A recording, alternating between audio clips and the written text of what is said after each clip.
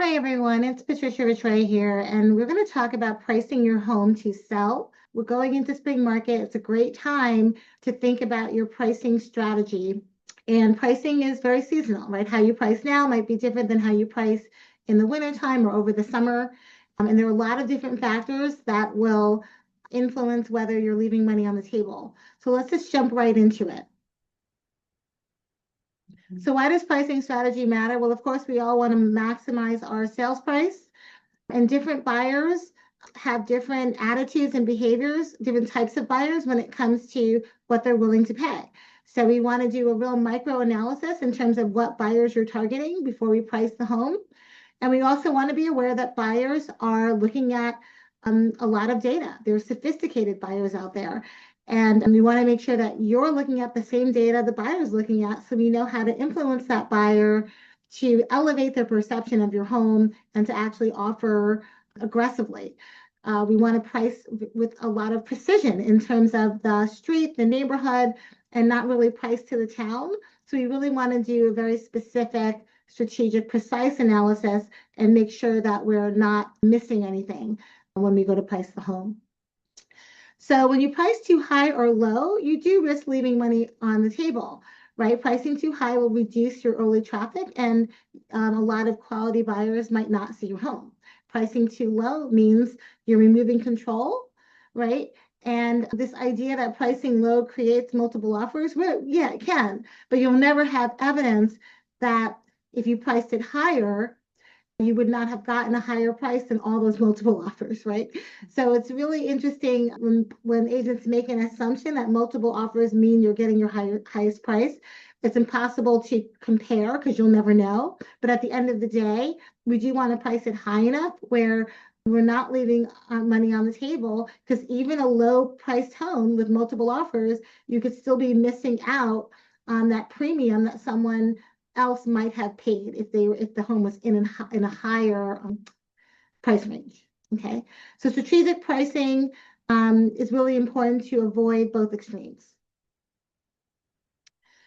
When it comes to pricing, it's important to do hyper local market research. Looking at first, you're going to look at that closed sales data in the past 6 months to get a gauge as to what buyers have been paying. But then you also need to know what's happening right now. So you want to tour active listings in the same or similar neighborhoods.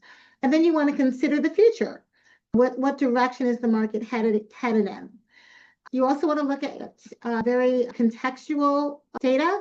What school district is the home in?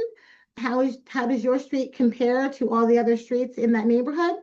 And are there any emotional factors that are going to influence how that buyer is going to make offers beyond just the data? Okay, so all of this should be considered before you get to that final price. So the next step after we look at all the data is to establish a pricing floor, which is based on price per square foot. And you want to look at very comparable properties in terms of style, neighborhood, and street. And that gives you your floor. You want to look at architectural styles. Certain rare architectural styles are going to command a little bit of a higher premium. And you want to make sure that you're very precise in the type of neighborhoods and streets you're using to set that floor. But a price per square foot method is a good starting point for setting the floor of your pricing. Then you want to add value on top of that for scarce features, because buyers are going to pay a premium, especially in low inventory markets, right? So if you have those special features, a corner lot, really great maintenance, unbelievable landscaping, anything special and unique and rare, then you can just keep piling on dollars and value on top of that price per square foot number. Okay, quality craftsmanship is also something that buyers will pay a premium for. So go through that list of what's really special and rare, and then you adjust accordingly.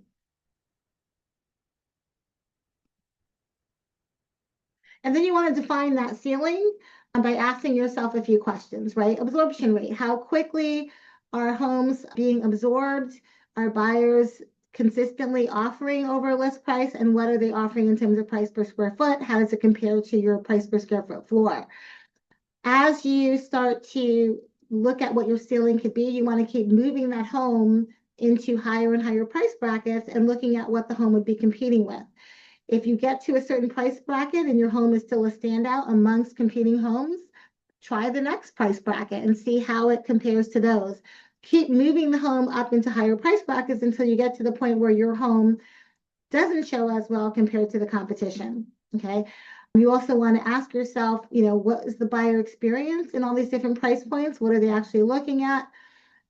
And you want to make sure that you are aware of how many active competitors there are right now and how quickly they might be absorbed. If you have competitors that one or two that'll be kind of gone or off the market in a couple of weeks, you don't really want to price to those competitors because they're not really going to be around when you list your house. Okay. So that's how you define your ceiling.